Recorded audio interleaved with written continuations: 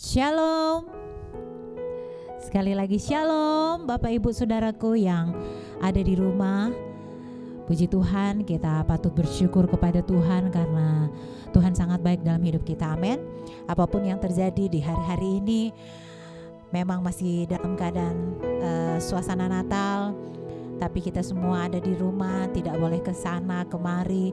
Tetapi saya percaya tidak pernah mengurangi sukacita kita di dalam Tuhan. Amin. Saya percaya kita semua saat ini bersukacita karena Tuhan Yesus baik, masih memelihara kehidupan kita. Kita boleh sehat sampai saat ini.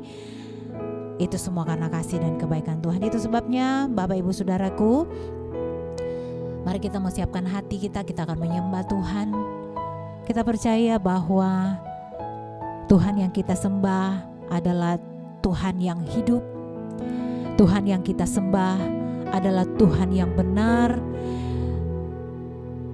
Dia adalah Immanuel yang selalu menyertai kita sampai hari ini.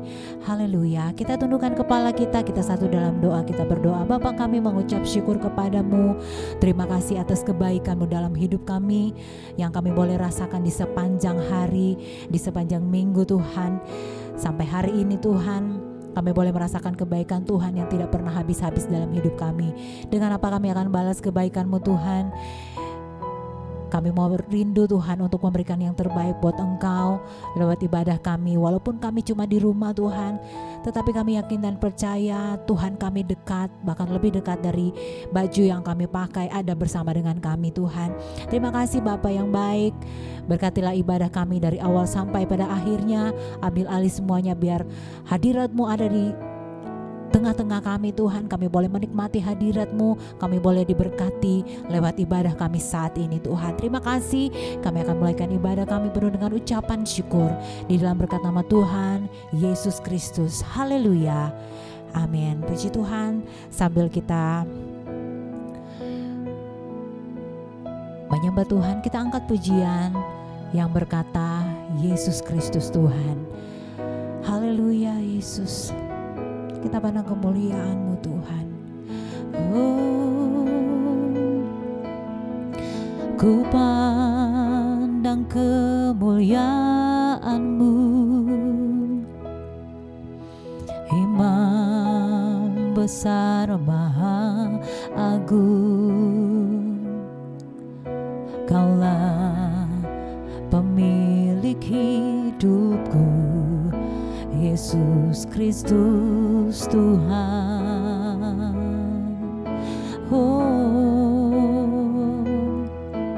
Sujud di depan tahta-Mu, taklukkan seluruh hidupku. Dalam tangan-Mu penebus, Yesus Kristus Tuhan.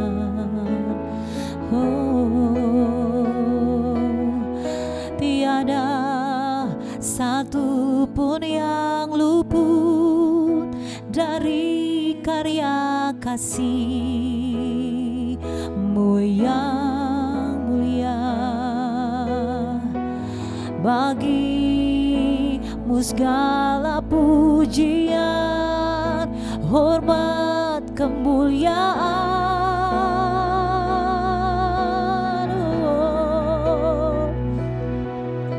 Engkau Tuhan ku tinggikan, yang bangkit dan menang, Yesus Kristus Tuhan. Raja mulia yang luhur, berkorban bagiku. Selamatkan jiwaku. Mari kita nyanyikan pujian ini dengan segenap hatimu. Katakan kepada Tuhan, kami pandang kemuliaan-Mu Tuhan. Ku pandang kemuliaan-Mu, Engkau imam besar kami Tuhan, imam besar maha agung. Kaulah pemilik hidupku, Yesus Kristus Tuhan. Kami sujud, sujud di depan tatamu, taklukkan seluruh hidupku dalam tangan-Mu penebus, Yesus Kristus Tuhan. Tiada satupun, haleluya, tiada satupun yang luput dari karya kasih-Mu yang mulia. Bagi-Mu segala pujian, hormat, kemuliaan. Engkau Tuhan, Engkau Tuhan ku tinggikan, yang bangkit dan menang, Yesus Kristus Tuhan. Raja mulia yang luhur, berkorban bagiku, maka jiwaku, maka jiwaku memuja, menyembah Sang Raja, Yesus Kristus Tuhan. Kekal sempurna kuasa-Mu, agunglah karya-Mu, Yesus Kristus Tuhan.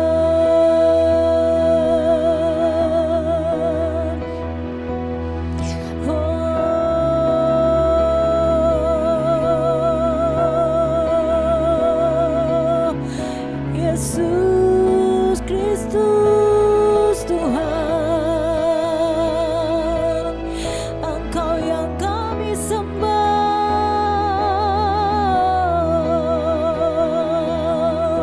kami muliakan Engkau, kami tinggikan Engkau,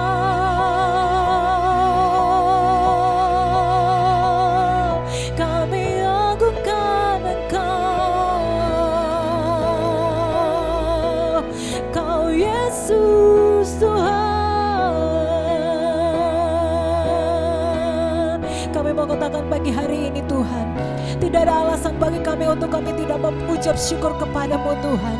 Tidak ada alasan bagi kami untuk kami tidak memuji Engkau untuk segala kebaikan-Mu yang telah kami nikmati hari demi hari dalam hidup kami Tuhan. Hanya Engkau yang layak kami puja, hanya Engkau yang layak kami sembah Tuhan. Kami tinggikan, kami agungkan Engkau Yesus. Oh,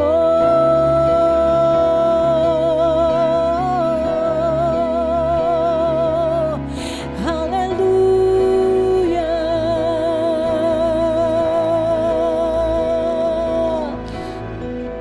Terima kasih Tuhan, terima kasih buat kasih-Mu, buat cinta-Mu Tuhan. Engkau terlalu baik bagi kami Yesus. Terima kasih. Tidak cukup dengan kata-kata kami dapat ungkapkan Engkau, betapa kami mengagumi kebaikan-Mu Tuhan. Tidak cukup mulut kami untuk mengatakan betapa Engkau dahsyat dalam hidup kami Tuhan.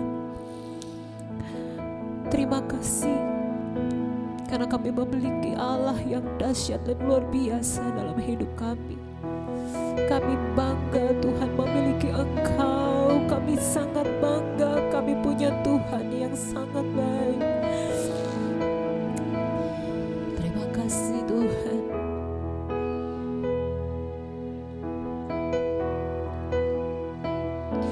Sembah dan puji Dia, sembah dan puji Dia, sembah dan puji Dia,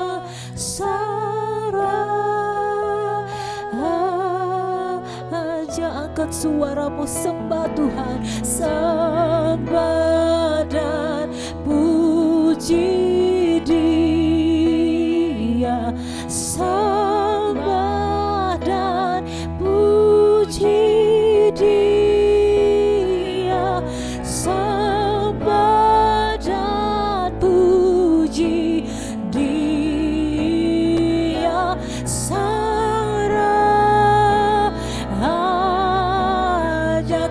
sembah Engkau, sembah dan puji Dia, yes, sembah dan puji Dia, sembah dan puji Dia, Sang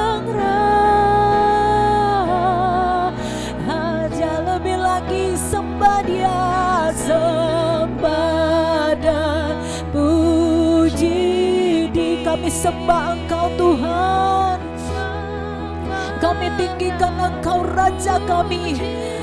Oh, sembah dan puji Dia, Sang Raja.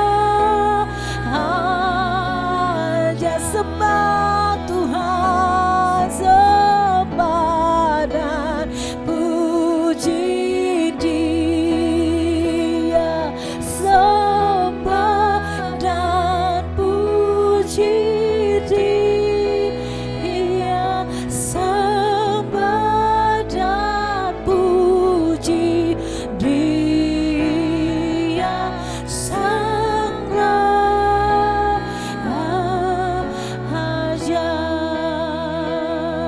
sembah dan puji Dia, sembah dan puji Dia, sembah dan puji Dia,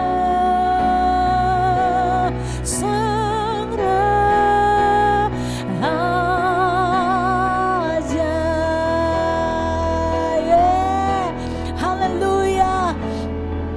kami sembah Engkau, yang kami tinggikan hanya Engkau Tuhan. Terima kasih Tuhan, kami terus akan menyembah Engkau, memuliakan Engkau. Hadirlah Tuhan, dan kiranya Engkau menerima segala pujian kami dari hati kami yang mengasihi Engkau Tuhan. Engkaulah segala-galanya dalam hidup kami Tuhan. Kami butuh firman-Mu dalam hidup kami Tuhan. Kami tahu di hari-hari yang semakin jahat ini Tuhan, kami butuh firman-Mu menjadi dasar kekuatan bagi kehidupan kami. Oh haleluya Yesus. Terima kasih Bapa yang baik. Kami persiapkan hati kami untuk mendengarkan kebenaran firman-Mu.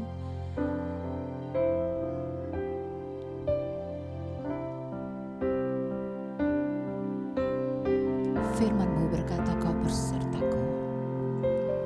Firman-Mu berkata, Kau besertaku, maka kuat roh dan jiwaku. Tangan-Mu Tuhan selalu ku nantikan. setiap langkahku percaya. Sekali lagi katakan firman-Mu. Firman-Mu berkata Kau besertaku. Amin Tuhan. Maka kuat roh dan jiwaku. Tangan-Mu Tuhan selalu ku nantikan. Di setiap langkahku percaya, dengan sayap-Mu ku akan terbang tinggi. Di tengah badai hidup ku tak menyerah. Kekuatan dan perlindungan bagiku, pertolonganku di tempat maha tinggi. Ku mengangkat tanganku, aku berserah. Kau ku nantikan, Kau yang ku sembah, Yesusku,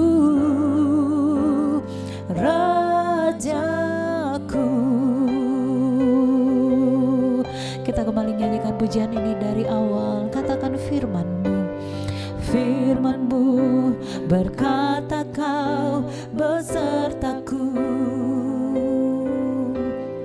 Maka kuat roh dan jiwaku.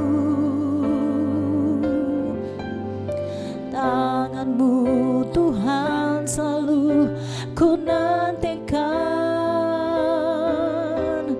Di setiap langkahku percaya, dengan sayap-Mu, dengan sayap-Mu ku akan terbang tinggi. Di tengah badai hidup ku tak menyerah. Kau kekuatan dan perlindungan bagiku, pertolonganku di tempat maha tinggi. Ku mengangkat tanganku, aku berserah. Kau ku nantikan, Kau yang ku sembah, Yesusku. Dengan sayap-Mu, dengan sayap-Mu ku akan terbang tinggi. Di tengah badai hidup. Ini iman kami Tuhan. Dengan sayap-Mu kami akan terbang tinggi Tuhan. Dan kami mau katakan Tuhan bahwa kami tidak akan menyerah apapun yang terjadi dalam hidup kami Tuhan. Kami tahu Engkaulah kekuatan kami, oh pertolonganku. Di tempat maha tinggi ku mengangkat tanganku, aku berserah. Kau ku nantikan, Kau yang ku sembah, Yesusku, Rajaku.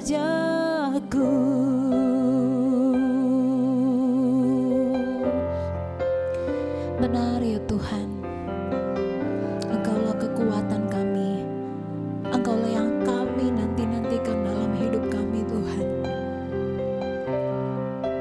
Engkau yang menjadi kekuatan bagi kami Tuhan.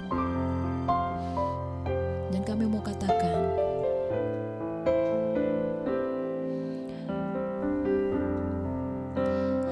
di saat badai bergelora,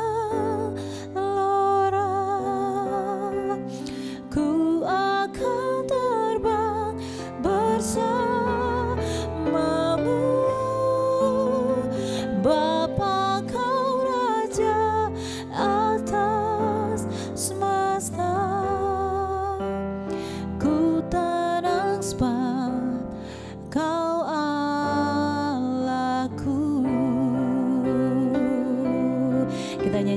bagian ini dari awal. Katakan lingkupiku. Lingkupiku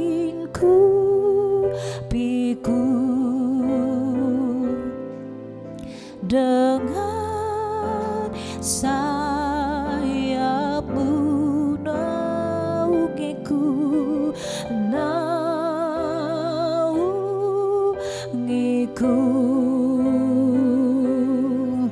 dengan kuasa-Mu di saat badai bergelora. Ku akan terbang bersama-Mu, Bapa, Kau Raja atas masa. Ku tenang sebab Kau Allah. Ku nyanyi dengan iman di saat badai bergelora. Kepada hamba-Nya kami memohon untuk berkenan untuk menyampaikan kebenaran firman Tuhan. Bapa, Kau Raja atas semesta. Ku tenang sebab Kau Allah. Di saat badai, di saat badai bergelora, ku tenang, ku akan terbang bersama-Mu, Bapa, Kau Raja atas semesta. Ku tenang sebab Kau tenang sebab Kau Ku tenang sebab Kau ku tenang sebab Kau Allahku. Ku tenang sebab Kau Allahku.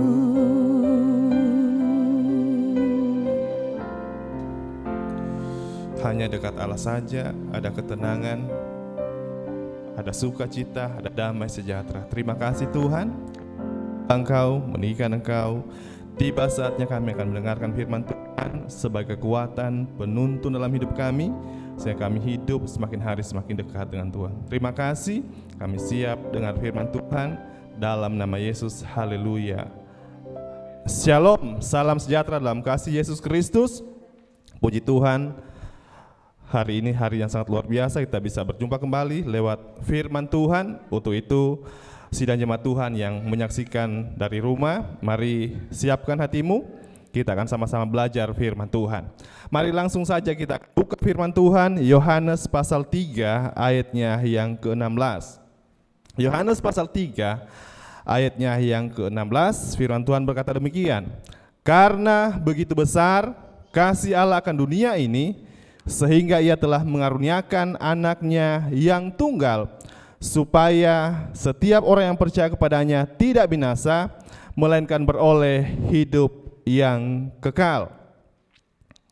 Karena begitu besar kasih Allah akan dunia ini, sehingga telah mengaruniakan anaknya yang tunggal. Bapa telah memberikan anaknya. Pertanyaannya, kenapa Bapa memberikan anaknya? Yang pertama, karena kasih. Makanya saya bilang ayat ini adalah ayat yang sangat luar biasa. Kenapa saudara? Karena Allah mengasihi dunia, bukan karena dunia ini baik kata firman Tuhan, bukan karena dunia ini mencari Tuhan, tetapi Allah mengasihi dunia ini karena jahatnya dunia ini. Inilah kasih Tuhan. Tuhan memilih untuk mengasihi dunia, bukan karena dunia ini mencari Tuhan, tetapi karena jahatnya dunia ini, karena gelapnya dunia ini, karena berdosanya dunia ini, maka Tuhan memilih untuk mengasihi dunia ini. Makanya kalau ada orang bertanya, Pak, apa yang harus kita lakukan untuk mendapat kasih Allah? Saya katakan tidak ada.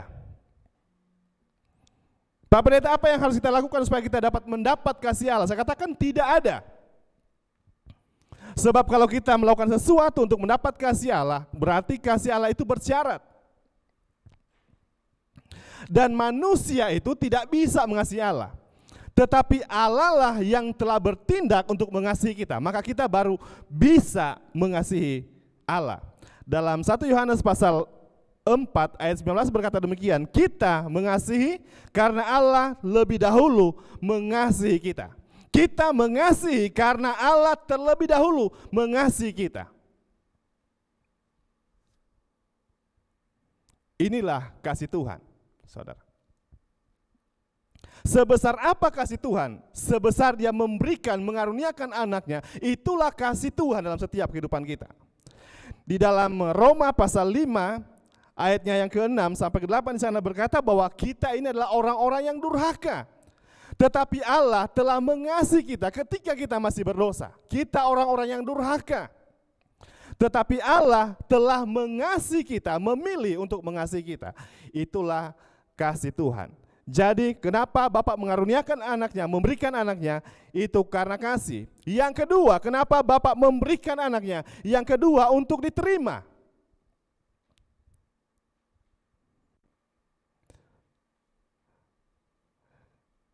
Di dalam Lukas pasal 1 ayatnya yang pertama sampai 9, di Lukas pasal 19,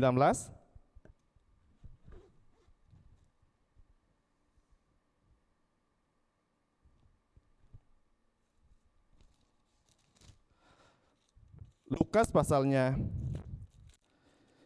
yang ke-19, ayatnya yang pertama sampai ke-9, di sana Anda akan melihat di sana itu bicara tentang Sakeus.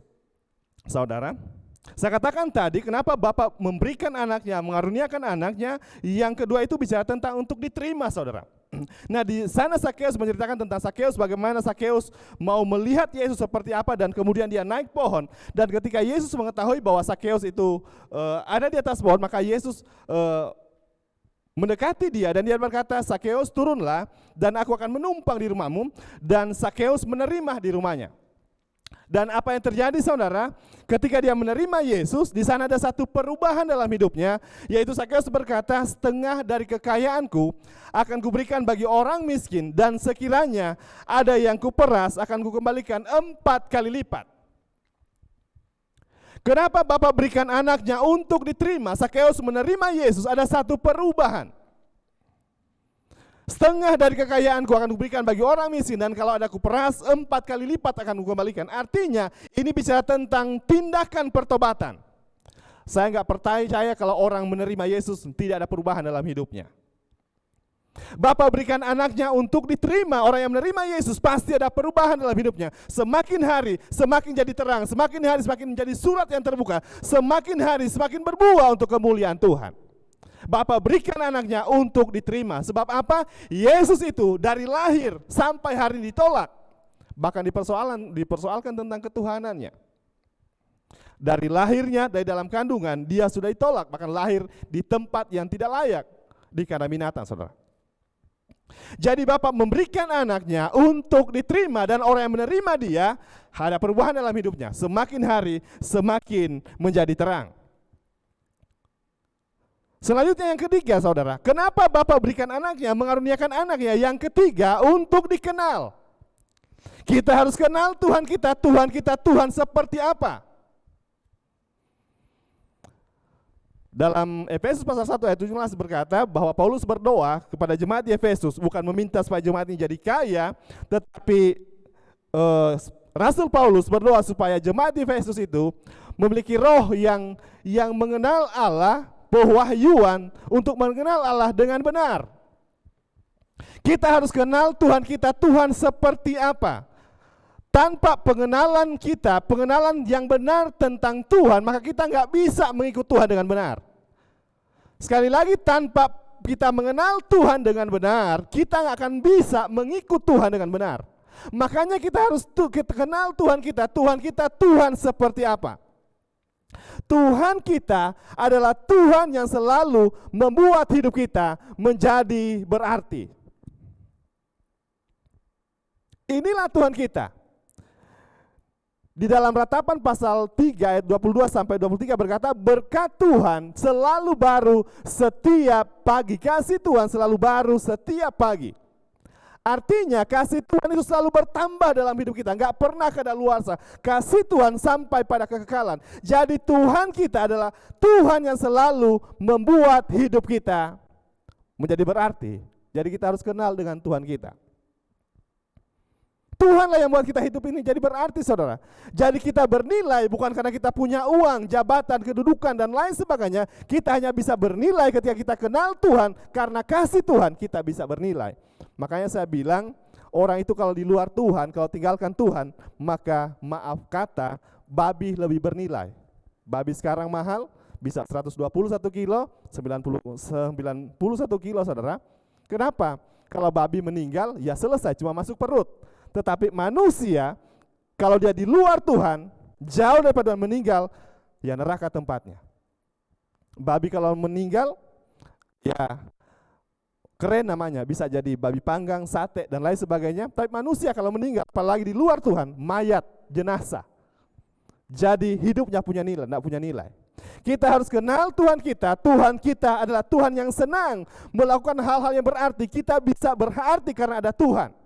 Lewat Natal juga hari-hari ini, kenapa Yesus harus lahir di kandang? Kandang itu tempat yang hina. Tetapi ketika ada Yesus di sana, kandang yang hina menjadi berarti. Sama dengan hidup kita. Ketika kita kenal Tuhan, Tuhan ada dalam hidup kita. Yang hidup bukan kita lagi, melainkan Kristus. Maka hidup kita ini menjadi hidup yang bernilai. Bukan karena kita punya jabatan, gelar, dan lain sebagainya. Tetapi karena ada Tuhan, kita mengenal Tuhan, Tuhan yang penuh dengan kasih, maka hidup kita menjadi bernilai. Bapak mengaruniakan anaknya, Bapak berikan anaknya untuk kita kenal Tuhan kita Tuhan seperti apa. Tuhan kita adalah Tuhan yang selalu melakukan hal-hal yang berarti dalam setiap kehidupan kita. Selanjutnya saudara, dalam Yohanes pasal 3 tadi berkata, Bapak telah mengaruniakan anaknya, Bapak telah memberikan anaknya. Tadi saya berbicara kenapa dia berikan anaknya, itu karena kasih. Yang selanjutnya, yang kedua saudara, berbicara tentang mengaruniakan anaknya, memberikan anaknya, itu bicara tentang pengorbanan. Bayangkan saudara, Bapak memberikan anaknya yang dia kasih, dia sayangi. Itu pengorbanan yang sangat luar biasa saudara. Pengorbanan yang begitu sangat membuat kita kagum saudara. Kenapa saya katakan itu bicara tentang pengorbanan? Yang pertama, pengorbanan apa yang dilakukan? Yang pertama, yang dia adalah Allah yang bebas menjadi terbatas. Alkitab berkata Allah itu adalah roh, Yesus itu adalah roh, dia ada Allah sendiri saudara. Tetapi ketika dia datang ke dalam dunia untuk menyelamatkan dunia, dia harus menjadi seorang manusia yang terbatas. Dia adalah Allah roh, dan Alkitab mencatat dunia ini, bumi ini tidak bisa menampung dia. Karena begitu besarnya. Bahkan bumi ini hanya setitik saja di hadapannya. Tetapi oleh karena kasihnya, oleh karena pengorbanannya, dia dari Allah yang tidak terbatas, dia membatasi dirinya menjadi manusia. Dia terbatas dengan ruang, waktu, jarak, dan lain sebagainya. Dari Allah yang tidak terbatas menjadi Allah yang terbatas, dia menjadi manusia 100%. Itu pengorbanan yang luar biasa. Padahal dia adalah Allah yang besar, gak bisa ditampung oleh bumi. Dia baru injak kaki jadi bumi pun gak bisa bumi untuk menampung kakinya. Karena dia adalah Allah yang besar, dia adalah roh yang tidak terbatas. Tetapi oleh karena pengorbanannya, dia menjadi Allah yang terbatas. Yang kedua, yang selanjutnya, pengorbanan apa yang dilakukan saudara ketika dia menyelamatkan hidup kita saudara? Yang kedua, yang berkuasa menjadi pelayan. Dia adalah raja di atas segala raja, dia adalah Tuhan di atas segala, dia penuh dengan kemuliaannya. Tetapi untuk menyelamatkan kita, dia yang berkuasa, dia harus jadi pelayan, menjadi seorang hamba. Mari kita lihat Filipi pasal 2. Filipi pasal 2 ayatnya yang kelima mulai. Hendaklah kamu dalam hidupmu bersama-sama menaruh pikiran dan perasaan yang terdapat juga dalam Kristus Yesus, yang walaupun dalam rupa Allah tidak menganggap kesetaraan dengan Allah itu sebagai milik yang harus dipertahankan, melainkan telah mengosongkan dirinya sendiri dan mengambil rupa seorang hamba dan menjadi sama dengan manusia, dan dalam keadaan sebagai manusia ia telah merendahkan dirinya dan taat sampai mati, bahkan sampai mati di atas kayu salib. Dia yang berkuasa menjadi seorang hamba. Dia punya segala galanya, dia punya kekuasaan, tetapi Allah sendiri dia menjadi seorang hamba, pelayan. Ini sulit dibayangkan, saudara. Manusia kita manusia saja, saudara. Kalau berbicara tentang harga diri itu sangat susah. Siapa yang mau dari tempat yang dia punya jabatan lain sebagainya, dia mau turun serandanya dan menjadi seorang pelayan? Tidak mau manusia, saudara. Tetapi hari ini kita bersyukur punya Tuhan yang seperti itu. Tuhan yang menyelamatkan kita, rela berkorban. Dia seorang raja dan segala raja. Dia adalah Tuhan, dia punya kemuliaan, dia punya segala galanya. Tetapi dia rela menjadi hamba, jadi keset kaki, saudara. Untuk apa? Untuk menyelamatkan hidup kita, supaya kita semua memperoleh kemuliaan. Ini sangat luar biasa. Dia tinggalkan kemuliaannya, dia tinggalkan semua otoritasnya. Dia menjadi seorang hamba, saudara. Untuk itu jadi satu pelajaran, Tuhan sendiri mau jadi seorang hamba, menjadi pelayan. Bagaimana dengan kita? Gengsi, mempertahankan status kita, saya kan S1, saya kan lebih kaya, saya kalau sudah bicara tentang harga diri, saudara, bisa perang. Kenapa? Karena selalu mempertahankan, saya kan pendeta, saya kan lebih tua dari kamu, saya kan lebih kaya, saya kan lebih tinggi sekolah dari kamu. Tetapi Yesus tidak pernah menganggap itu, dia tidak mempertahankan itu untuk menyelamatkan kita. Dia berkorban, dia tinggalkan semuanya ini, jadi seorang pelayan. Ini pengorbanan Tuhan. Makanya apapun yang kita lakukan hari-hari ini tidak akan bisa membalas segala kebaikan dan kemurahan Tuhan. Apapun yang kita lakukan, saudara, tidak bisa membalas. Jangan pernah bersungut-sungut, tidak pernah hitung-hitungan sama Tuhan. Sebab tanpa Tuhan, hidup kita nggak bisa apa-apa. Tanpa Tuhan, hidup kita akan sia-sia. Hidup terpisah dari Tuhan, semuanya akan sia-sia. Jadi pengorbanan yang Tuhan lakukan adalah dia yang berkuasa, dia rela jadi seorang hamba. Ini sangat sulit dibayangkan. Allah sendiri yang berkuasa bisa jadi seorang pelayan. Yang ketiga, pengorbanan apa yang Tuhan lakukan, saudara? Yang kaya jadi miskin. Inilah Tuhan kita, dia punya segala galanya. Dia ciptakan bumi, dia punya. Emas, perak, surga dia punya segala galanya, saudara. Tetapi saudara, dia rela menjadi miskin, sangat miskin, saudara. Bahkan dia berkata, burung di udara ada sarangnya, serigala ada liangnya, tetapi anak manusia tidak ada tempat untuk meletakkan kepalanya. Menjadi sangat miskin, bahkan ditolak karena dia hanya anak seorang tukang kayu, saudara. Sangat-sangat miskin. Dia Allah yang punya segala-galanya, pengorbanan dia sangat miskin. Kenapa? Supaya kita semuanya diperkaya, hidup dalam kelimpahan. Ini pengorbanan. Kalau kita diberkati Tuhan, jangan sombong. Ini karena kemurahan Tuhan, ini karena kebaikan Tuhan, bukan karena kuat dan karena kita, semua hanya karena Tuhan. Tuhan rela menjadi miskin, gak punya apa-apa. Supaya apa, saudara? Anda dan saya diberkati Tuhan. Dan kalau hidup kita sudah diberkati Tuhan, jadilah berkat seperti Tuhan kita. Tuhan kita, Tuhan yang kaya, tetapi dia rela jadi miskin supaya hidup kita diberkati Tuhan. Yang keempat, pengorbanan apa yang Tuhan lakukan, saudara? Yang keempat, Tuhan yang kekal. Tetapi Anda lihat, saudara, dia tersalib di atas kayu salib. Dia adalah Allah yang kekal. Alkitab berkata dia adalah Alfa dan Omega, awal dan akhir, saudara. Tetapi oleh dosa kita, dia harus tersalib di atas Kalvari. Itulah alat kita, saudara. Itu pengorbanan yang besar sampai dia berteriak, "Ya Abah, ke dalam tanganmu kuserahkan nyawaku." Saudara. Dia Tuhan, dia Allah, tetapi dia tersalib di atas kayu salib, saudara. Dia adalah Allah yang kekal, saudara. Tetapi secara manusia dia tersalib di atas kayu salib. Tangannya dipaku dan darahnya sampai keluar begitu banyak, saudara. Bahkan saya berkata sebenarnya bahwa satu tetes darah Yesus sudah cukup untuk menghapus seluruh dosa dunia. Sebab darah Yesus sangat mahal dan sangat mahal. Tetapi kenapa dia harus berikan sampai tetes darah yang terakhir?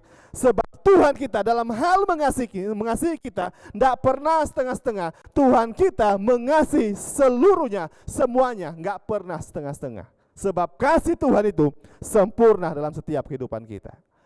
Tuhan adalah Tuhan yang kekal, saudara, dan hari ini dia ada di surga.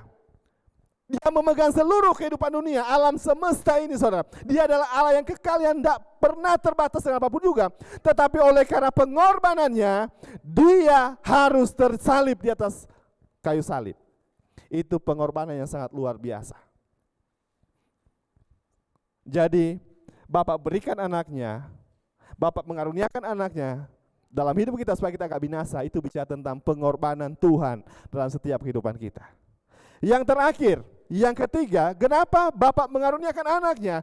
Kenapa Bapak memberikan anaknya, mengaruniakan anaknya? Yang ketiga, karena dosa itu serius, saudara.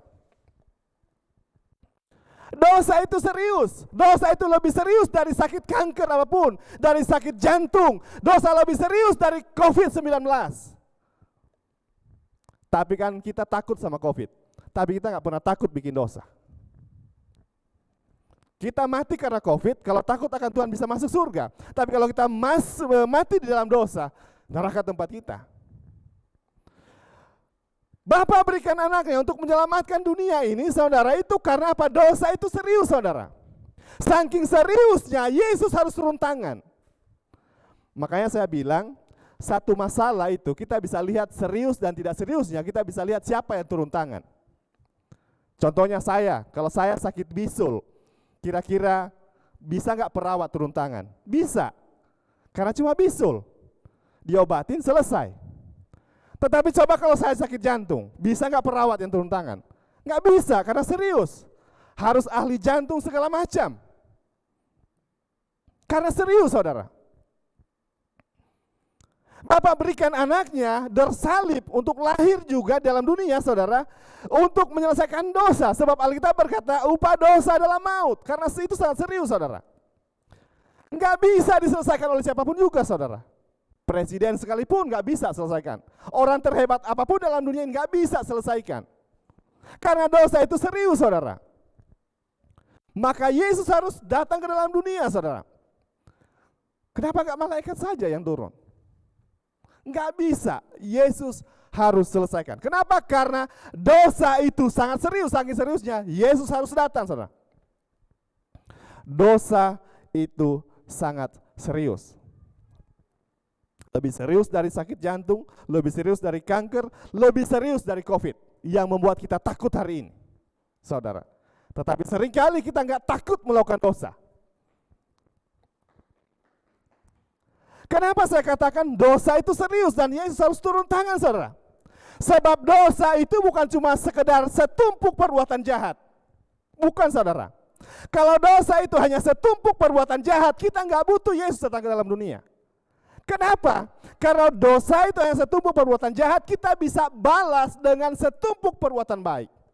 Kita nggak butuh karya Yesus. Kita nggak butuh Yesus disalibkan. Kalau dosa itu enggak serius, saudara, Yesus sudah datang.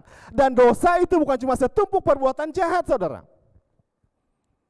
Kalau hanya setumpuk perbuatan jahat, kita bisa balas semua dosa kita dengan berbuat baik, berbuat baik, berbuat baik, berbuat baik, maka dosa kita bisa bayar dengan perbuatan baik. Tetapi kita diselamatkan bukan karena perbuatan baik, hanya karena kemurahan Tuhan, anugerah Tuhan, pemberian secara cuma-cuma. Yesus yang menyelesaikan dosa. Kenapa, saudara? Dosa itu bukan bicara perbuatan jahat kita, enggak. Dosa itu sudah status manusia, sudah jatuh di hadapan Tuhan. Dan enggak bisa dikembalikan oleh siapapun juga. Makanya ada hamba Tuhan bilang begini, saya mencuri, maka saya menjadi berdosa. Atau karena saya berdosa, maka saya mencuri. Saya mencuri, maka saya jadi orang berdosa. Atau karena saya orang berdosa, saya mencuri? Jawabannya nomor 2. Saya adalah orang berdosa, saya mencuri. Bukan karena saya mencuri maka saya menjadi berdosa. Saya sementara khotbah, saya nggak mencuri, saya nggak membunuh. Tetapi apakah saya nggak berdosa? Tetap berdosa. Walaupun kita hari ini nggak sementara membunuh, mencuri, berdosa dan lain sebagainya. Apakah Anda berdosa? Enggak, kita tetap berdosa.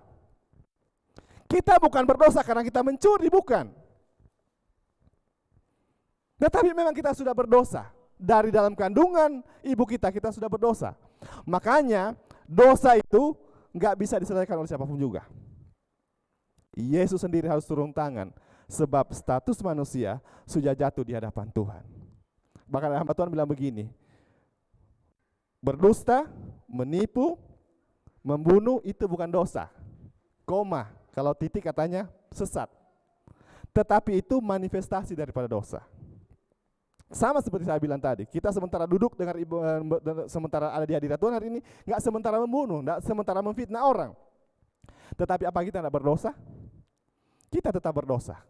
Amin, karena status manusia sudah jatuh di hadapan Tuhan. Makanya Yesus harus datang untuk menyelesaikan semuanya itu. Karena apa? Dosa itu serius. Makanya kalau dosa itu serius, saudara, kita yang dalam Tuhan hari ini, jaga kekudusan kita, jaga hidup kita, jaga, amin. Jangan sampai melakukan hal-hal yang menyakiti hati Tuhan. Kita memang manusia, memang tidak sempurna, saudara. Tetapi saya tahu bahwa kita yang hidup di dalam Tuhan, kita akan pernah tinggal dalam dosa. Untuk itu hari ini, apapun keadaan kita, mari kita tetap dekat dengan Tuhan. Sebab dosa itu serius, saking seriusnya Tuhan harus datang menyelesaikannya. Dia lebih serius dari sakit apapun, dia lebih serius dari apapun yang kita alami hari ini. Dosa sangat serius. Tetapi puji Tuhan, Tuhan kita telah datang dalam dunia, Dia telah menebus kita, Dia telah menyelesaikan semuanya itu. Barang siapa percaya kepadanya, tidak binasa, melainkan beroleh hidup yang kekal. Ada jaminan, kalau Anda percaya Yesus, terima Yesus sebagai Tuhan dan Juru Selamat Anda, maka kehidupan kekal menjadi bagian Anda, bukan nanti, tetapi hari ini Anda akan terima. Untuk itu mari tinggalkan setiap cara hidup Anda yang lama, tinggalkan dosa Anda, putuskan semuanya itu, dan Anda hidup dalam firman Tuhan, hidup dalam kebenaran, maka hidup yang kekal itu menjadi bagian Anda dan saya. Puji Tuhan, inilah firman Tuhan di saat siang hari ini. Kita akan berdoa buat firman Tuhan. Mari kita akan angkat satu pujian. Telah kulihat bukti kasih-Mu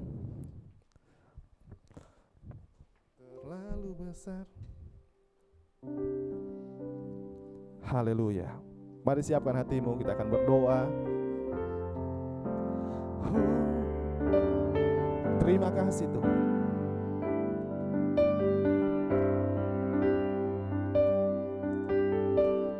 Telah kulihat bukti kasih-Mu,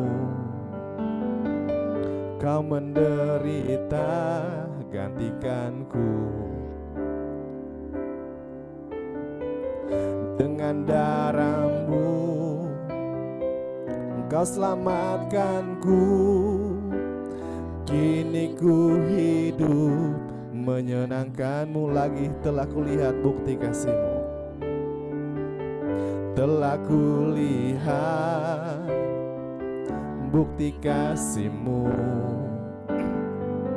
Kau menderita gantikanku. Dengan darah-Mu Kau selamatkanku.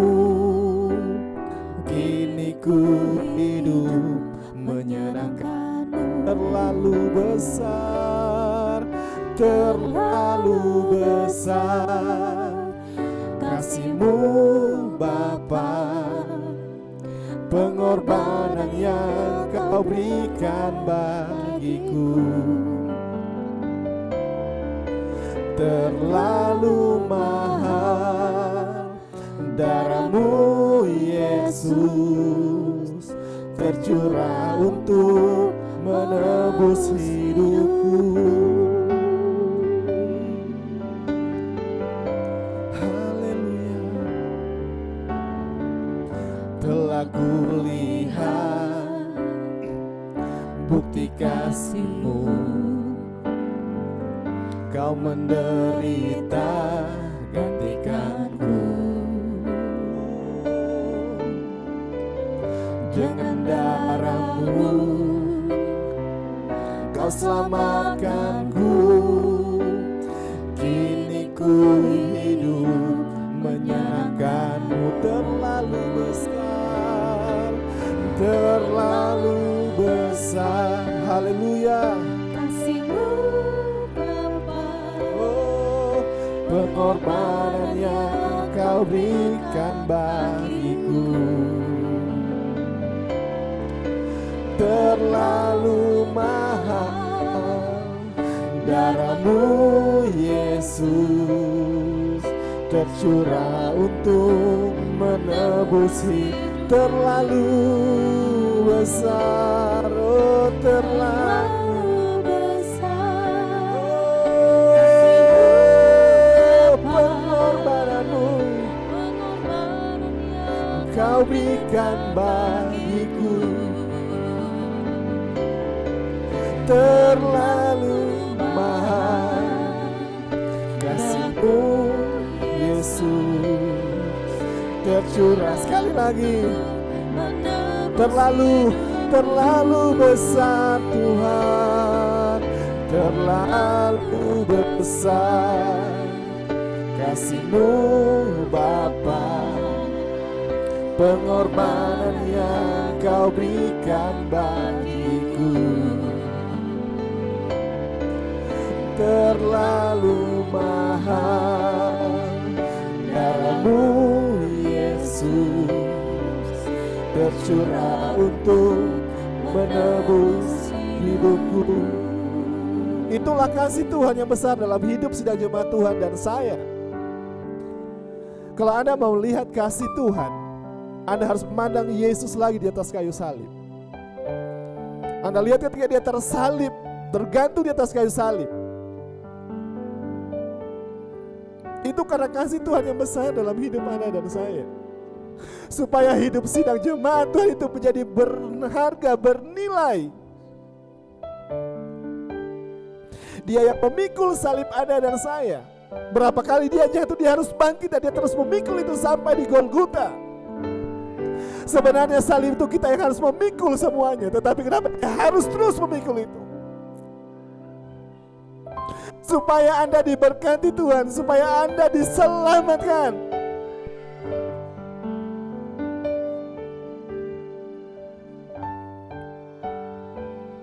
Kita gak bisa dapat membalas segala kebaikan Tuhan, kasih Tuhan dalam hidup kita. Makanya kita selalu sungut-sungut, hitung-hitungan sama Tuhan. Kita sangat-sangat berdosa.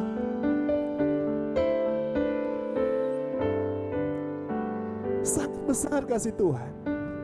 Penderitaannya, pengorbanannya, semuanya Dia lakukan. Saudara. Siapa kita ini? Siapa kita ini saudara? Sehingga Tuhan yang punya kemuliaan, punya segala, harus merendahkan diri bahkan sampai serendah-rendahnya menjadi seorang hamba untuk Anda dan saya. Untuk itu kita bisa berkata, Tuhan terima kasih, Tuhan terima kasih Tuhan. Terima kasih Tuhan. Kalau tanpa Tuhan, pengorbanan Tuhan, maka sia-sialah hidup kami. Makanya saya bilang, kalau tanpa pengorbanan Tuhan, tanpa kasih Tuhan, tanpa semua yang Tuhan lakukan, maka hidup kita sama dengan binatang ketika mati, sudah selesai semuanya. Tetapi syukur, walaupun Tuhan harus menjadi manusia, Dia menderita pengorbanannya, Dia rela tersalib supaya kita semua bisa diselamatkan. Kita semua menjadi berharga. Yang miskin jadi kaya, yang sakit disembuhkan. Ada keselamatan yang Tuhan beri dalam hidup kita. Untuk itu sidang jemaat Tuhan, apapun menjadi pergumulan Anda hari ini, percayalah Allah yang penuh dengan kasih memberikan jalan keluar, menjawab setiap pergumulan Anda. Kita akan berdoa buat sidang jemaat Tuhan. Untuk itu mari kita berdoa. Bapa terima kasih buat firman Tuhan. Kami percaya bahwa Allah kami Allah yang penuh dengan kasih. Dan Allah kami tidak pernah terbatas dengan ruang, jarak, waktu sekalipun. Sebab kami tahu hari ini Tuhan kami ada di surga. Dan hamba berdoa buat sidang jemaat Tuhan dari tempat ini Tuhan, yang sementara menyaksikan ibadah ini, hamba berdoa dalam nama Yesus, Tuhan jamah dalam nama Yesus. Apapun yang menjadi masalah pergumulan mereka, hari hamba berdoa dalam nama Yesus, Tuhan lawati mereka yang sakit, dijamah dalam nama Yesus. Bilur-bilur Yesus menyembuhkan. Yang terikat dalam pergumulan hari terlepas dalam nama Yesus. Di dalam nama Yesus. Yang berbeban berat dan kelegaan dalam nama Yesus. Dalam nama Yesus. Biar mujizat Tuhan dinyatakan hari ini. Di dalam nama Yesus. Dalam nama Yesus. Dalam nama Yesus. Dalam nama Yesus. Dalam nama Yesus. Dalam nama Yesus. Ada kuasa yang bekerja dalam setiap kehidupan umat-umat Tuhan. Terima kasih banyak Bapak yang baik. Engkau sangat baik, sangat luar biasa. Engkau yang telah ada, telah hadir bersama dengan kami hari ini Tuhan. Terima kasih buat ibadah yang diberkati hari ini Tuhan. Engkau sangat luar biasa dan tiba saatnya kami akan mengakhiri ibadah ini. Untuk itu sidang jemaat Tuhan, Anda yang di rumah bahkan di tempat ini, angkatlah tanganmu. Terimalah berkat Tuhan. Kiranya cinta dari Allah Bapa, kasih sayang dari Yesus Kristus, dan persekutuan sukacita Allah Roh Kudus menyertai umat Tuhan mulai hari ini bahkan sampai seterusnya. Maranatha, Tuhan Yesus datang pada kali yang kedua. Terimalah berkat ini dalam nama Yesus. Mari kita yang diberkati Tuhan katakan amin. Puji Tuhan, Tuhan memberkati ibadah kita.